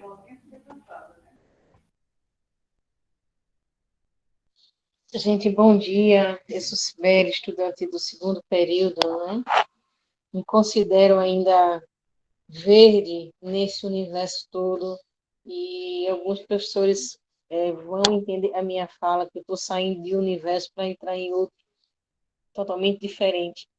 E assim, eu compactuo com os ideais da professora Isabelle, que eu realmente tenho me questionado durante esses dias, e eu cheguei à seguinte conclusão agora, com a fala dela. Eu vou ser nas redes sociais o que eu preciso ser naquele momento, sem amarras, né? Compactuando do que ela falou, né? Sem precisar colocar filtros, né?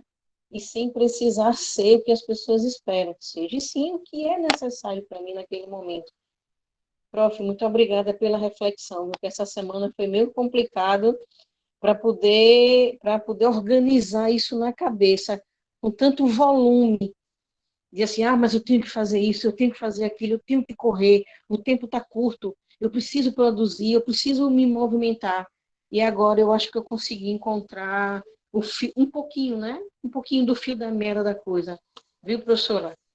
Tanto a professora Isabelle como a professora, o nosso Alecrim Dourado, me permita falar assim, com uma maneira gostosa de falar.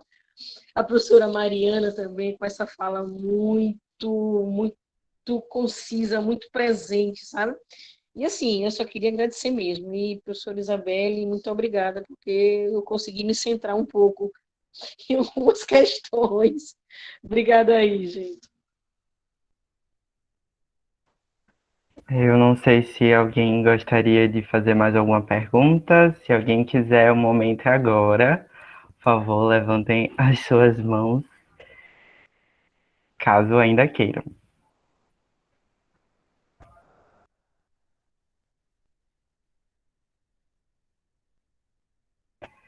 Pelo visto, não querem. Pelo visto, não querem, mas é, também entendo, né, a potência das coisas. Eu acho que é uma mesa muito reflexiva, né? E as cabeças ainda estão borbulhando, o corpo ainda está assimilando tudo que foi ouvido e compreendido, cada um dentro da sua subjetividade, né? Então, é muito importante, exatamente por isso nós trouxemos essa mesa com esse tema, e foi justamente, tem um tema tão aberto, mas foi o direcionamento que a gente esperava que ela levasse, e o quão foi importante ter esse momento, e que seja um marco, como falou Noemi, não só nas nossas percepções, né? Tanto de discentes quanto docentes, né? Que a gente possa perceber nesse âmbito da educação, né? A importância do afeto, do carinho e de compreender, não só nesse momento de crise sanitária, porque, como acredita piamente o seu Antônio, isso vai passar, e realmente vai passar, e que a gente possa levar isso para o caminho que vem pós-pandemia, né? Se vai ser intitulado pós-pandemia, nesse caminho que está por aí, que a gente possa refletir em cada questão que Mariana e que Joyce traz, porque ela é válida para a vida, né? Para a vida como artistas, para a vida como discentes, como docentes e futuros licenciados que somos e seremos, né? E, bom, a Liane quer falar e, posteriormente, é, dou a palavra para a Mariana e para a Joyce finalizarem.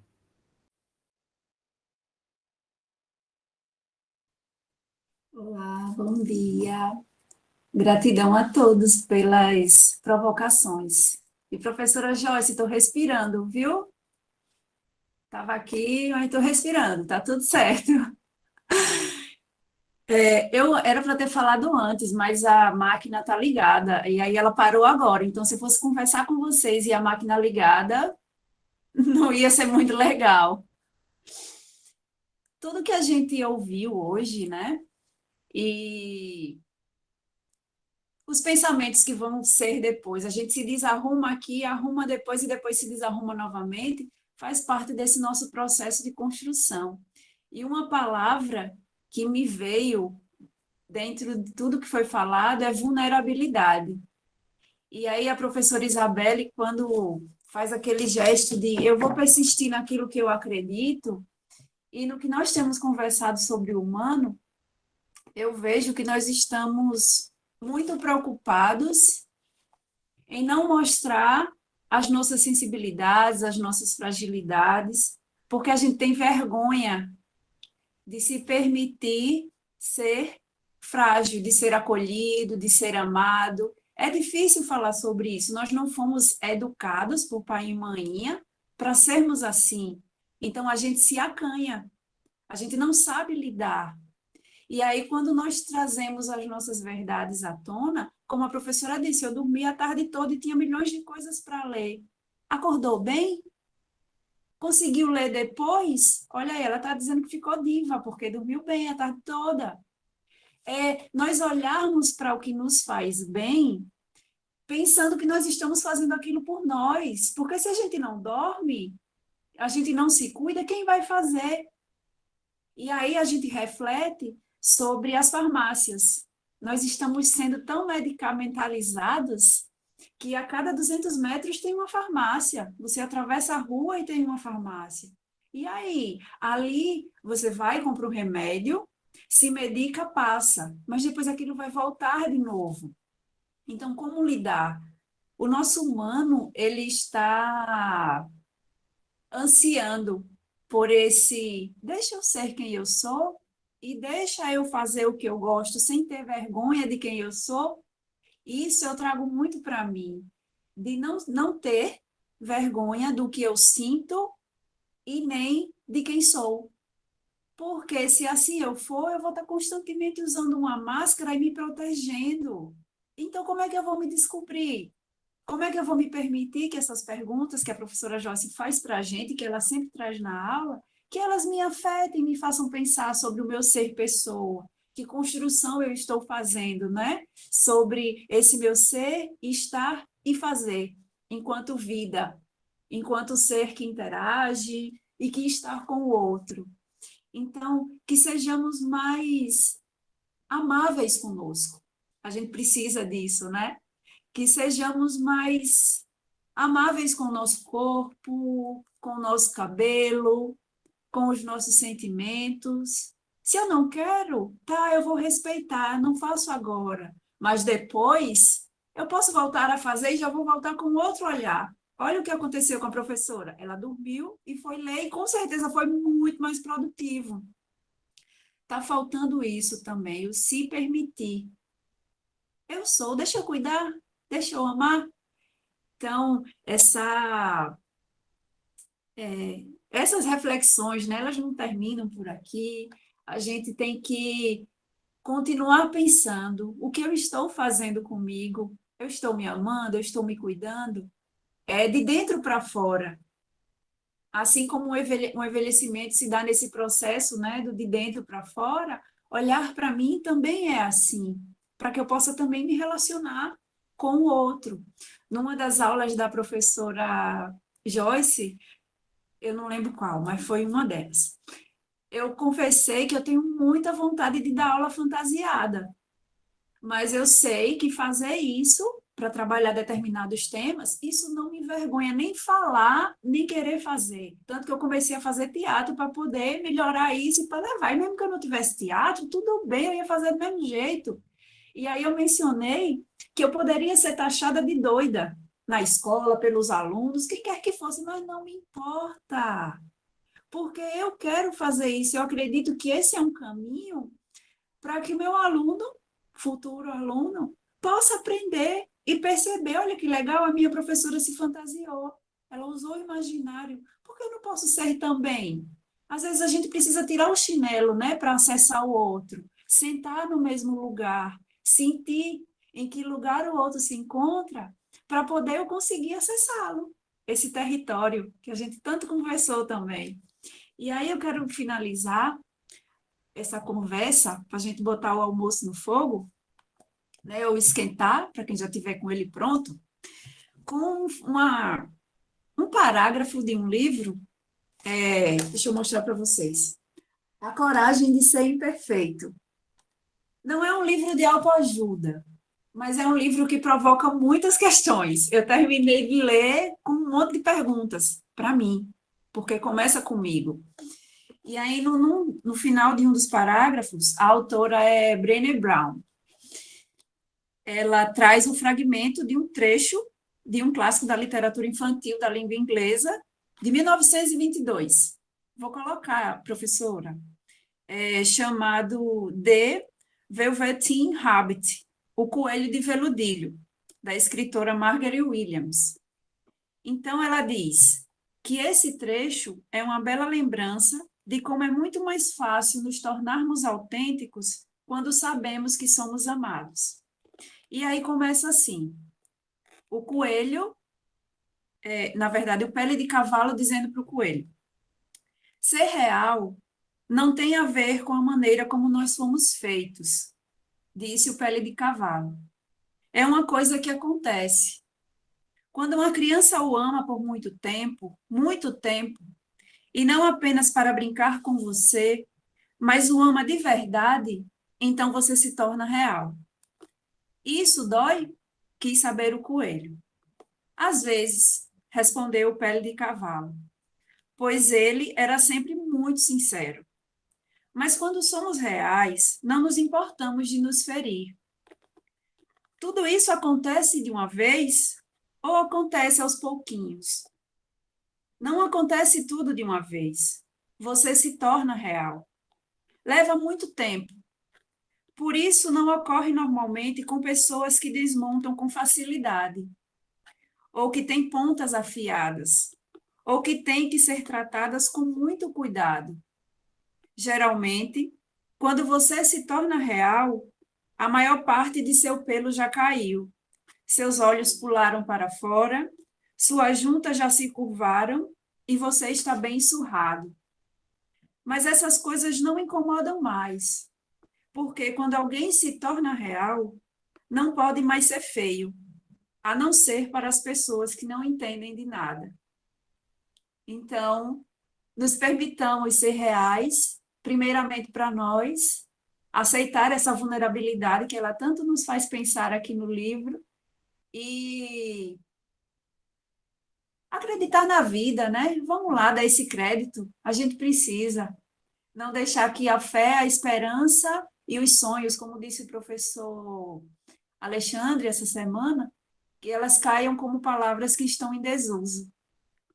Então, que sejamos reais para nós e para aqueles que nos amam, para que a gente possa continuar amando. Obrigada, Adriane. Todo mundo refletindo tudo que foi dito e lido. Verlane, eu só preciso que você seja um pouquinho breve, mas pode.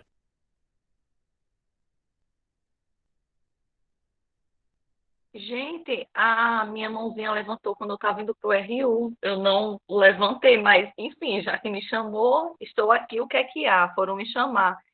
Não, só quero agradecer pela composição da mesa. O Universo de Dança cada ano tá, sei lá, tá, né, cada vez mais a gente vai expandindo outros olhares. Tá todo mundo de parabéns que está organizando, a professora Isabelle, que já vem, né, com o Universo Dança, todo mundo está participando. Eu queria também agradecer, já que eu estou aqui do nada, agradecer pelas falas de todo mundo, foi muito reflexivo hoje. E aí eu só queria pegar um ganchinho da Adriane, quando ela fala desse lugar que a gente fica com medo, tentando ser sempre corajosas e, assim, coloco eu no meu lugar de fala, né?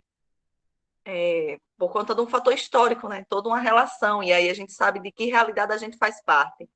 E aí, dentro do meu lugar de fala, eu falo assim, como mulher negra, mãe solo, ativista, artista, nesse lugar mesmo. Você não pode chorar, você não pode fraquejar, você é forte, é isso mesmo, porque sempre a gente foi ensinada a ser forte.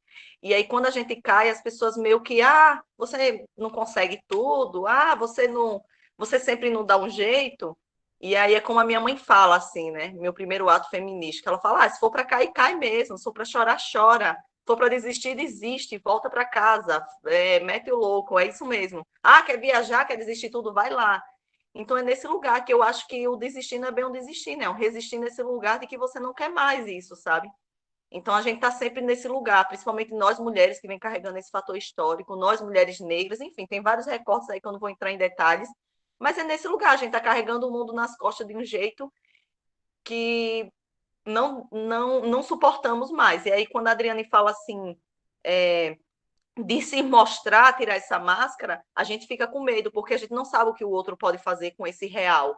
E também é uma defesa nossa, é um escudo nosso não se mostrar também, ou se mostrar de outra forma, né? Cada um vai ter seu lugar dentro das suas realidades, mas aí utilizar essa máscara até que ponto é bom e até que ponto também tirar a máscara nos prejudica, sabe?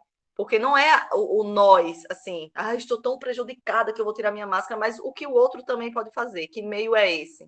Sabe? A gente está falando de arte, de corpo, de pensar, de refletir. Eu acho que para mim esse é o meio mais essencial, assim, agora nesses momentos sempre foi a arte, a essência para tudo, porque só a vida não basta.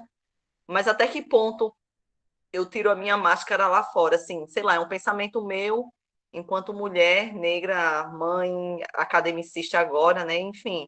E aí eu fico pensando nessas questões, mas é muito bom mesmo, pelo menos um momento de paz para que a gente tire essa máscara e esteja entre os nossos iguais.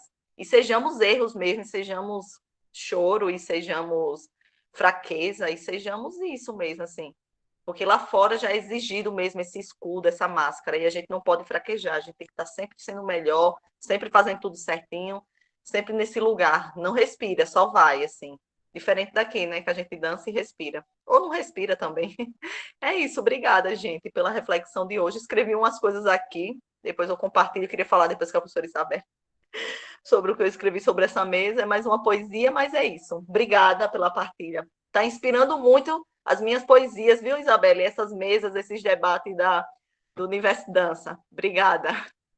Vamos escutá-las, né? Por favor. Sim, por favor, a gente que agradece. E ver pontos, né, de que há força na fragilidade e que esses sentimentos que são ditos como dolorosos, eles também são potentes, né? E para isso eu queria agradecer novamente a Mariana, a Joyce pela disponibilidade, pela partilha, pela experiência e agradecer a todos os presentes. Comunicar que hoje ainda tem evento, né? Tem apresentação artística no nosso canal do YouTube às 20 horas. E para finalizar, eu passo a palavra para Mariana, para Joyce, para findar. E, novamente, muito obrigado por todos que estão aqui, e principalmente a Mariana e a Joyce. E, Mariana, eu espero que seja uma porta aberta e que a gente possa dialogar em outros momentos e ter outras convivências, seja nesse ambiente, né, virtual ou num futuro presencial, tá bom?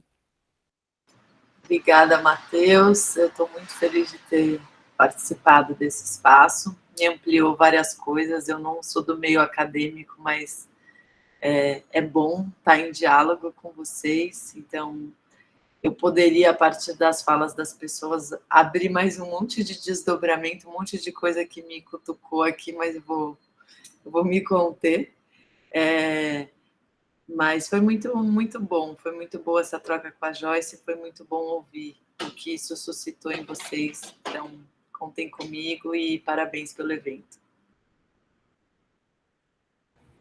A gente agradecer pela oportunidade, é meu primeiro Universidança. Estou muito feliz por essa casa me acolher, né? Tem me acolhido desde o ano passado para cá. É bom estar nessa troca com Mariana, que eu não conhecia, assim, um prazer. Fiquei muito tomada pelo que você falou. Só queria dizer nesse final que, pelo menos em 4 a 5 pessoas que falaram agora, usaram a palavra suporte, né? E aí eu lembro de uma música de uma amiga minha, que é cantora, que ela diz que, e não que eu me importe, mas vou te dizer, eu tenho suporte, eu suporto perder.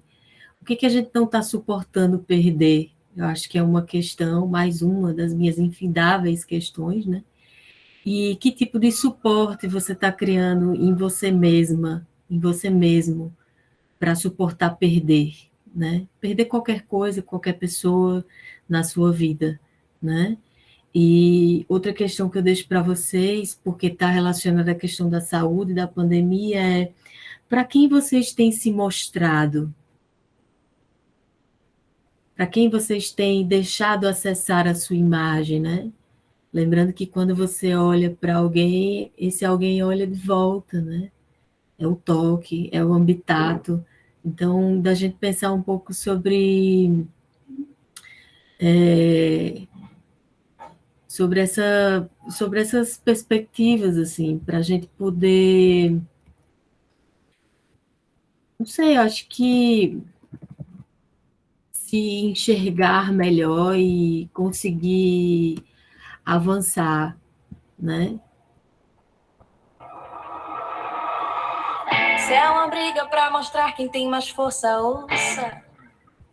Não faço muita questão. Sou magra de corpo, sem músculos fortes. Minha alma é a arma, não tens esse porte. E não que eu me importe, mas vou te dizer: eu tenho suporte, eu suporto perder.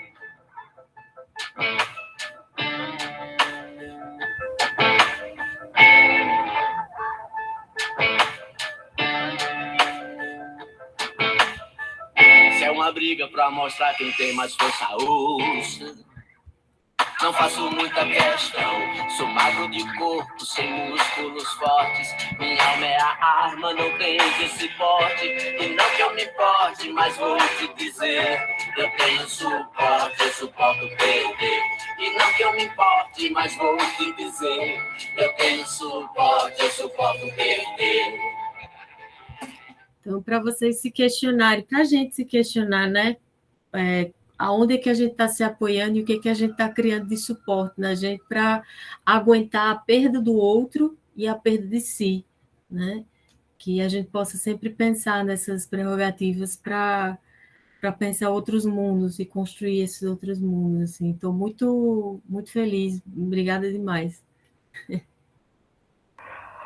Últimos segundos para tirarem os seus prints para divulgar nas redes sociais sobre o evento. Últimos segundos. Tem que se ajeitar. Peraí. Abram as câmeras, por favor. De preferência, abram suas câmeras, quem puder. Tiraram os prints. Foi. Peraí que a Isabela vai tirar o print.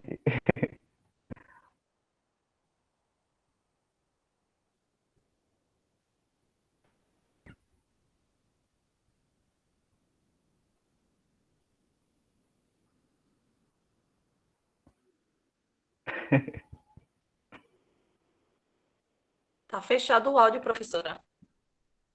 Ela estava tentando tirar o print.